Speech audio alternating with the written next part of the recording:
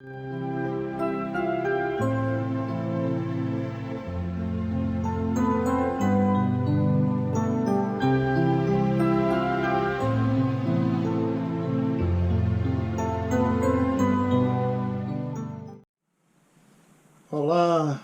amados no Senhor, a graça e a paz a todos vocês.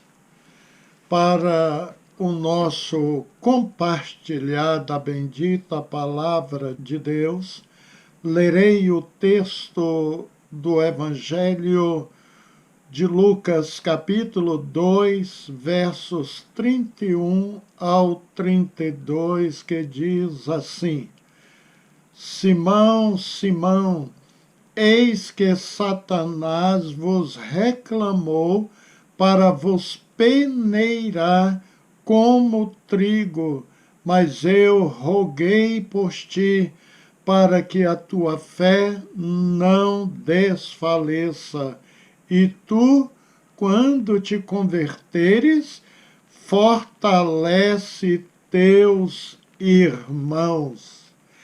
Essa não foi a primeira vez que Jesus Cristo menciona o trigo para ilustrar o ensino. Na parábola do joio e do trigo, registrada em Mateus 13, do verso 24 ao 30, Jesus usa este cereal já conhecido em seus dias, né, e que, na verdade, era produzida há 4.000 anos antes de Jesus vir fisicamente a este mundo, apesar que há relatos de que a domesticação do trigo data dos anos 9.500 anos antes de Cristo. Este cereal é originário da antiga Mesopotâmia, mais especificamente ali na região da Síria, da Jordânia, Turquia e Iraque. Segundo os artigos de arqueologia que eu estou dizendo, nessa época o homem ainda era nômade e os cereais eram encontrados normalmente plantados. No Brasil, há relatos que o cultivo do trigo tenha se iniciado em 1534 por Martim Afonso, no período ainda colonial ou na capitania hereditária de São Vicente, a qual corresponde atualmente ao estado de São Paulo. Nos dias atuais, os maiores estados produtores do trigo são o Rio Grande do Sul e Paraná, tanto em área como em volume de produção, e São Paulo fica em terceiro lugar. As propriedades medicinais do trigo são extraordinárias. Existe ali o antioxidante, calmante, emoliente, neurotônica, nutritiva, reconstituinte e vitaminante. Não foi à toa que Jesus citou o trigo. O trigo transforma-se em farinha e é usado para fazer muitas guloseimas, especialmente o pão. E nas Escrituras, a palavra pão é associada a Jesus Cristo, considerado o pão da vida. Pois assim como Jesus, o grão de trigo, quando cai na terra, necessita primeiro morrer para depois gerar a vida que abençoará a quem dele comer. Sem a morte do trigo, não existiria a vida. Nas Escrituras, o trigo representa também o homem justo, o que pode ser verificado na parábola do joio, que diz assim: deixai crescer ambos juntos até a ceifa, e por ocasião da ceifa direi aos ceifeiros: recolhei primeiro o joio e atai-o em feixes para o queimar, mas o trigo recolhei-o no meu celeiro. Mateus 13, do 24 ao 30. Nessa parábola, o ceifeiro é associado ao reino de Deus. Ela nos lembra que ninguém poderá colher os frutos deste reino sem semear. A semeadura, que pode ser associada às obras realizadas em prol deste reino, exige a retirada de entulhos, ou seja, é preciso um trabalho de preparar a terra para que ela fique propícia para receber a semente em condições de germinar. A ceifa, por sua vez, pode ser associada ao julgamento final, que também exige a remoção de tudo que não é bom. Por isso, deve ser feita com cuidado, observando-se atentamente, ou seja, não pode ser feita de forma indiscriminada. Portanto, o trigo representa o alimento espiritual, representa o pão da vida e simboliza o cristão verdadeiro, separado do joio, aquele que vive nas trevas. O irmão, numa lavoura de trigo, ele fez uma demonstração interessante, né? Explicando como é o joio e como fica o trigo. Observem, por favor. Esse é o joio e esse é o trigo. Olhando, aparentemente não há diferença nenhuma, ambos são iguais. Ó, agora onde você vê a diferença? Vamos lá, Mandemir. Esse é o joio. Aqui, ó. Aí, ó. O joio, ó, olha, ele não tem nenhuma semente, ó. Não tem fruto Tá nenhum, vendo? só palha. Ele não tem fruto, só a palha só. Agora o Ele trigo. vai gastar o adubo, agora esse aqui é o trigo, ó. Aonde está a diferença do joio pro trigo? Aí, ó. Aí, ó. O alimento nosso aqui, ó. É que o trigo ele deu fruto, o joio não. Mateus 13, no 36 ao 43, joio e trigo representam dois tipos de pessoas: os filhos do maligno e os filhos do reino, respectivamente.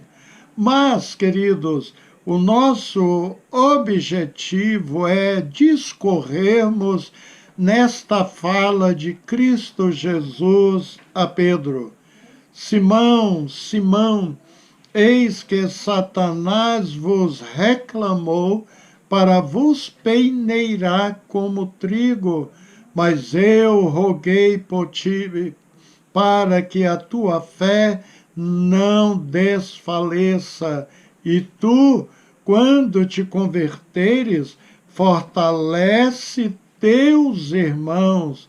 Lucas 2, do 31 ao 32. Pedro não tinha noção de que a sua vida estava dentro ou no centro de uma disputa terrível no mundo espiritual. Mas o que está oculto aos olhos humanos está bem patente diante dos olhos de Deus. Em Hebreus 4:13 lemos: e não há criatura alguma encoberta diante dele, antes todas as coisas estão nuas e patentes aos olhos daquele a quem havemos de prestar contas. Também Salomão declarou o seguinte: os olhos do Senhor estão em todo lugar, vigiando os maus e os bons. Provérbios 15, versículo 3. Então, acontecia uma batalha espiritual pela alma do apóstolo Pedro, e era grave, pois Jesus cita o nome de Pedro 2 vezes seguidas. Isso se trata de uma invocação e um aviso: Simão, Simão. Imagino o quanto Pedro ficou surpreso, quem sabe até amedrontado, com estas palavras de Jesus.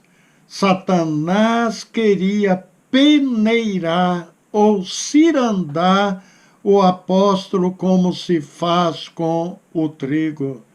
O manejo do trigo era um processo absolutamente manual, precário naqueles dias, nos dias de Jesus e Pedro. E Pedro sabia o que isso significava perfeitamente. Numa grande peneira, o trigo era lançado para cima junto com a palha, que, sendo mais leve, era levada pelo vento. Tinha que saber usar a peneira e colocar uma força razoável, ou seja, moderada, senão no momento do arremesso, parte do trigo se perderia, cairia no chão junto com a palha. Evidentemente que Jesus sabia qual era a intenção do diabo em peneirar Pedro. Não tenho dúvidas de que era algo maligno, terrível, pois ele é conhecido na Bíblia como ladrão e assassino.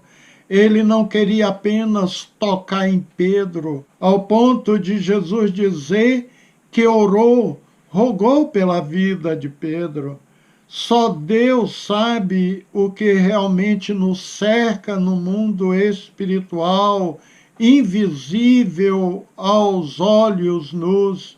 No mundo externo, visível, parece que tudo está correndo bem. Entretanto, na dimensão do mundo espiritual, podemos estar na mira das mais infernais armadilhas, perigosos laços do diabo, que é inimigo de Deus e o nosso inimigo. São incansáveis ataques e investida de Satanás sobre as nossas vidas. Ele não pode atacar a Deus, então seu alvo é a coroa da criação de Deus, a obra-prima de Deus, o homem. E para enfrentar o inimigo nessas batalhas, devemos nos reafirmar uma vitória que já foi conquistada por Cristo Jesus. Dia após dia, vista-se pela fé com a armadura espiritual de Deus. Por isso, vistam toda a armadura de Deus, para que possam resistir no dia mau e permanecer inabaláveis. São palavras do apóstolo Paulo em Efésios 6, versículo 13. Queridos, o inimigo procurava neutralizar Pedro, o discípulo de Cristo Jesus. Há pouco, Jesus havia prometido a Pedro as chaves do reino dos céus. Vamos ler o texto. Naquele tempo, chegando Jesus à região de Cesareia de Filipe, perguntou aos seus discípulos: quem os homens dizem que o Filho do Homem é? Eles responderam: alguns dizem que é João Batista, outros Elias e ainda outros Jeremias ou um dos profetas. E vocês? Perguntou ele. Quem vocês dizem que eu sou? Simão Pedro respondeu: tu és o Cristo, o Filho do Deus vivo. Respondeu Jesus: feliz é você, Simão, filho de Jonas, porque isto não lhe foi revelado por carne ou sangue, mas por meu Pai que está nos céus. E eu lhe digo que você é Pedro, e sobre esta pedra edificarei a minha igreja, e as portas do inferno não poderão vencê-la. Eu lhe darei as chaves do reino dos céus. O que você ligar na terra terá sido ligado nos céus, e o que você desligar na terra terá sido desligado nos céus. Então advertiu aos seus discípulos que não contassem a ninguém que ele era o Cristo. Mateus 16, do 13 ao 20. O que quer que se entenda por tal expressão, amigos, obviamente era algo que incomodava o inferno. As chaves do reino significam a autoridade de abrir a porta para entrar no reino de Deus. Vamos ver claramente isso quando Pedro foi enviado a pregar a Cornélio. Observe: na mesma hora chegar à casa que eu estava hospedado, 3 homens que me havia sido enviado de Cesareia. O Espírito me disse que não hesitasse em ir com eles. Estes 6 irmãos também foram comigo, e entramos na casa de um certo homem. Ele nos contou como um anjo lhe tinha aparecido em sua casa e dissera: mande buscar em Jope a Simão, chamado Pedro, ele lhe trará uma mensagem por meio da qual serão salvos você e todos os da sua casa. Quando comecei a falar, o Espírito Santo desceu sobre eles como sobre nós no princípio. Atos 11, do 11 ao 15. Jesus deu as chaves do reino dos céus ao apóstolo Pedro. Isso significa que Pedro estava representando todos aqueles que seriam os atalaias de Cristo Jesus, os portadores das boas novas do Evangelho de Cristo.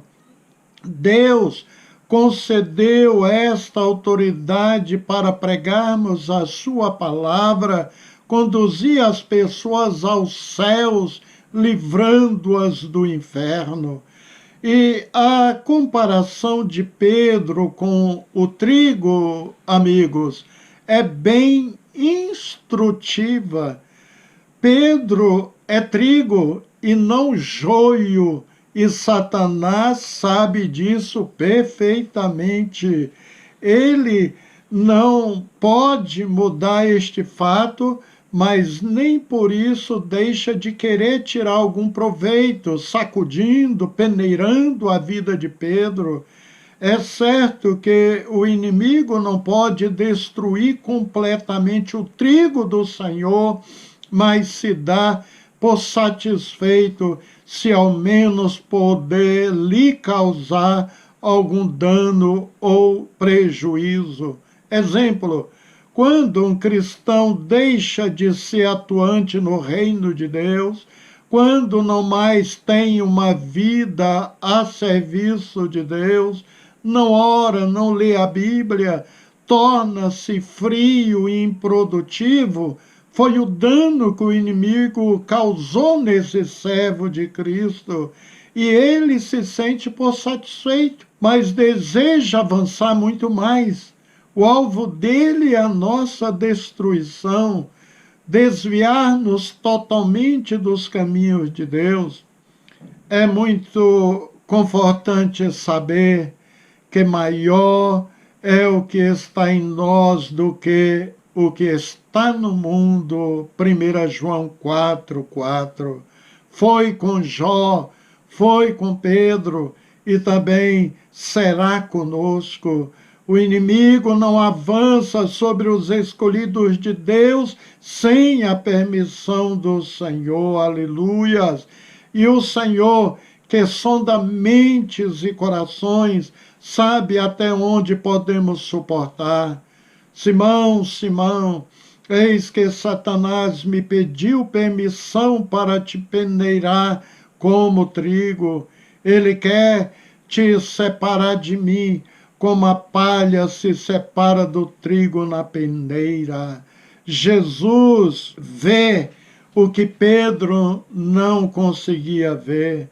Satanás estava prestes a peneirá-lo. Pedro seria moído, seria sacudido como teste de resistência. E a palavra peneirar, joeirar ou cirandar lembra a prática no mundo agrícola de se peneirar grãos, separando os bons dos inutilizáveis. Jesus sabia perfeitamente que Pedro era um homem ainda oscilante em assuntos de espiritualidade.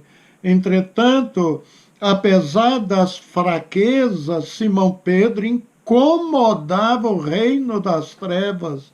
Apóstolo Paulo, em carta aos Efésios, ele afirma: pois a nossa luta não é contra seres humanos, mas contra poderes e autoridades, contra os dominadores deste mundo de trevas, contra as forças espirituais do mal nas regiões celestes. Efésios 6:12. Nos dias de Cristo, novamente é bom lembrar que os lavradores usavam uma peneira pouco antes de ensacarem os grãos colhidos. Primeiro, eles arrastavam o trigo com uma pá para dentro de uma caixa coberta com uma rede. Então, viravam a caixa de cabeça para baixo e chacoalhavam violentamente.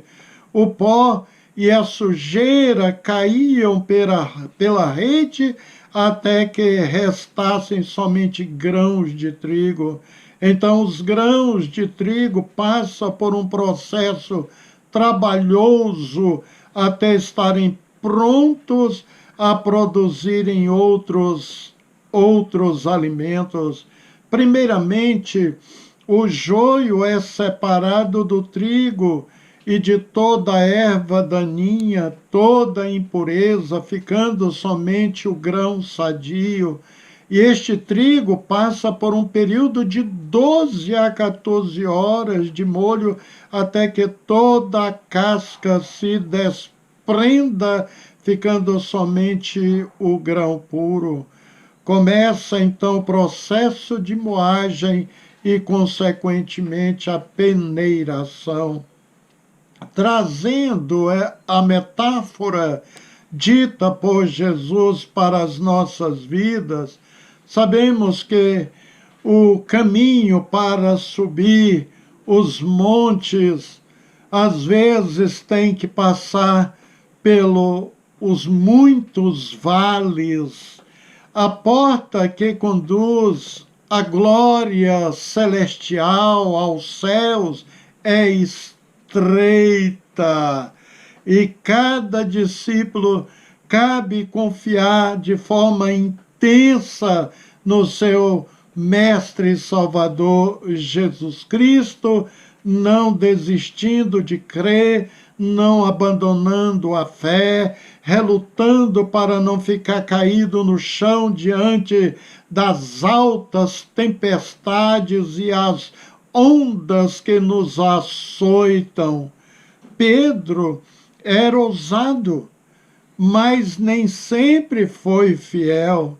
Quando os soldados vieram prender a Jesus, Pedro chegou a decepar com uma espada a orelha de um servo do sumo sacerdote chamado Malco. Entretanto, apesar desta valentia, dessa ousadia, mais tarde chegou a negar, até mesmo com juramento, que não conhecesse Jesus. Usou ainda palavras até profanas para impressionar as pessoas que o interrogavam. Não conhecia Jesus. O Senhor, em seu amor, viu que era necessário Pedro ser peneirado, a fim de trazer à luz todo o joio da autoconfiança que havia nele, pois o que fica na peneira é somente o joio imprestável. O verdadeiro trigo passa pela peneira e Satanás somente fica com o joio.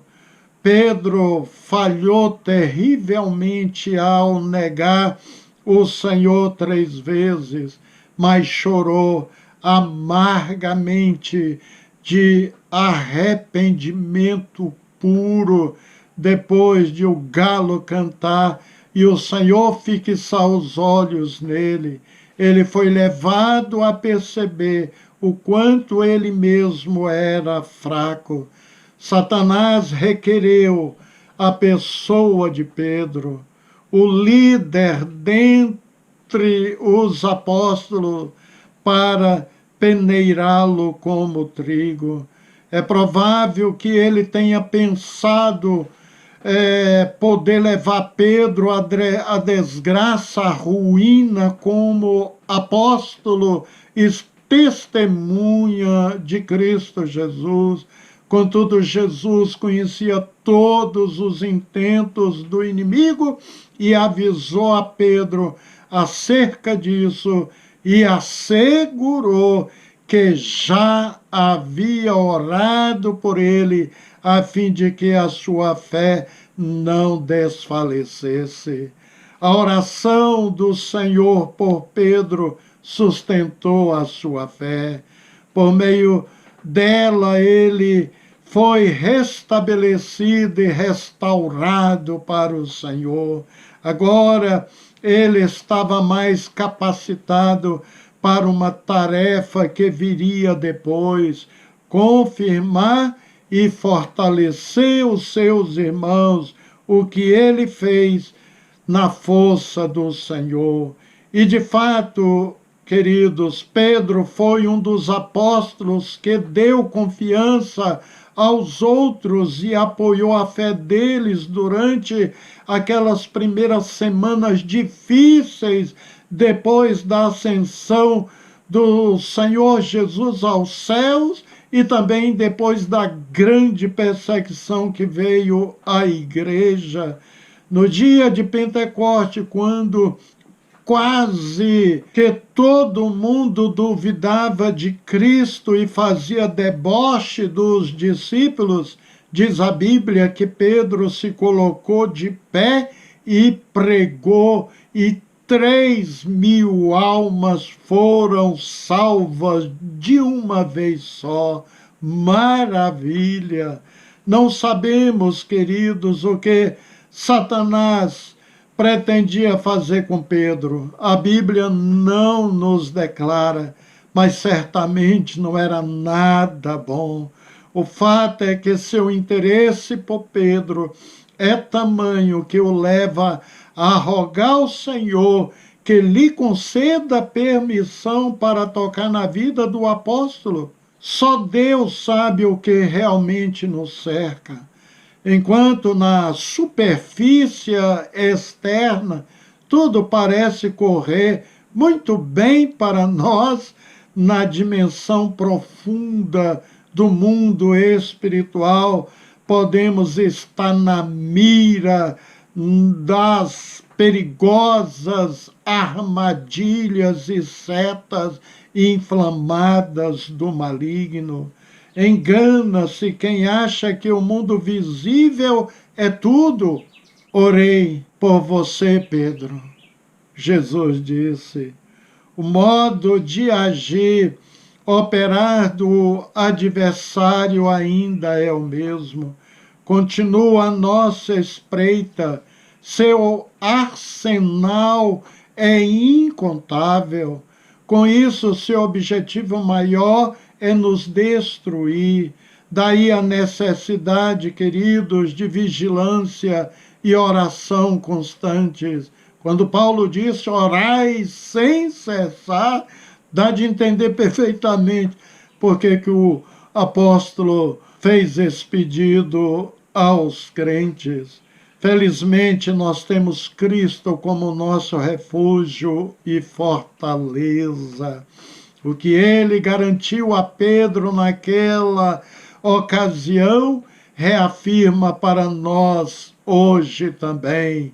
Eu roguei por ti, para que a tua fé não desfaleça. Estamos em batalha contra as forças do mal.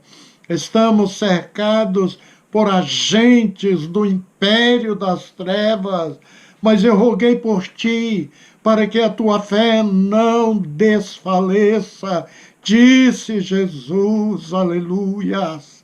Obrigado, Senhor, por esta vitória, aleluias.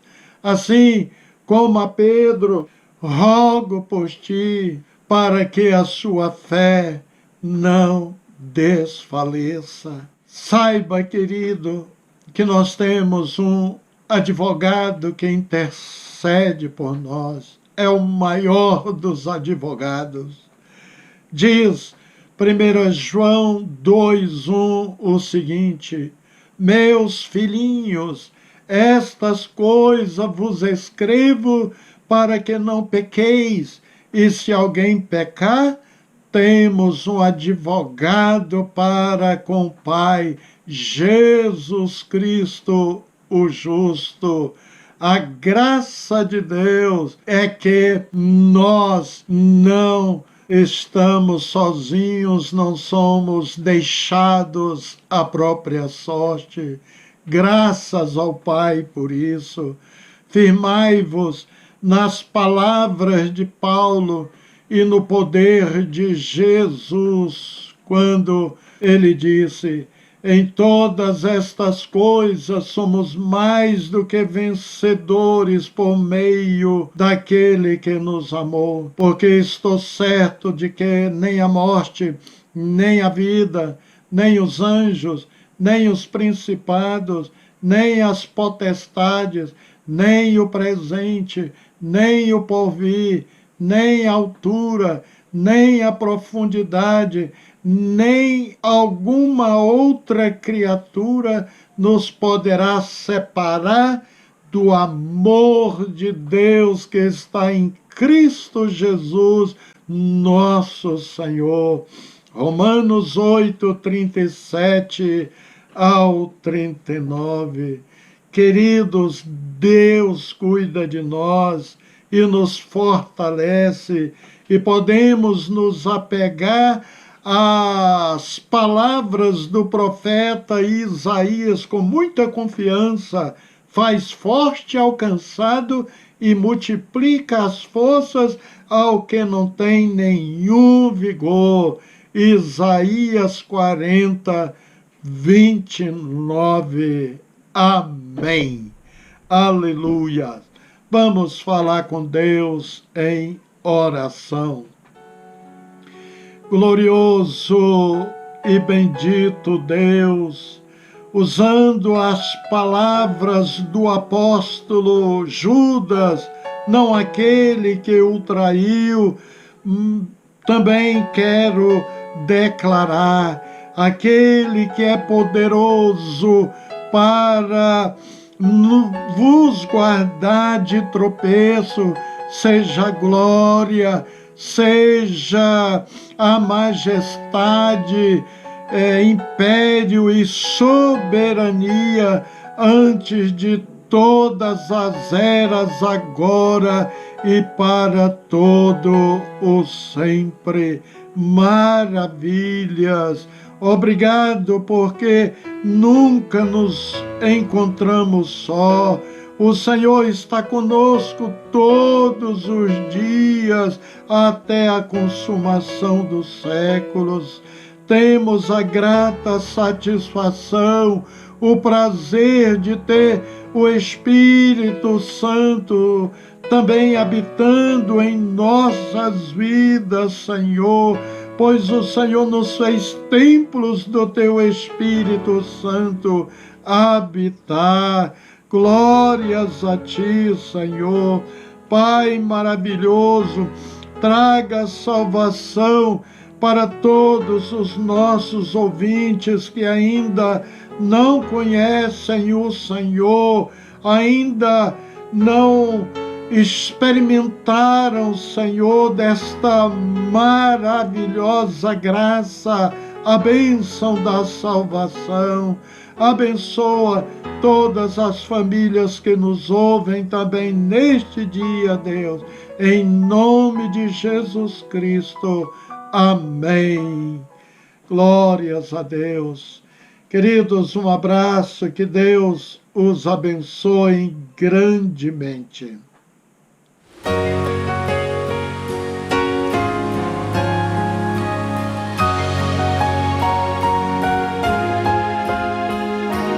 Não desanimes, Deus proverá, Deus velará por ti. Sob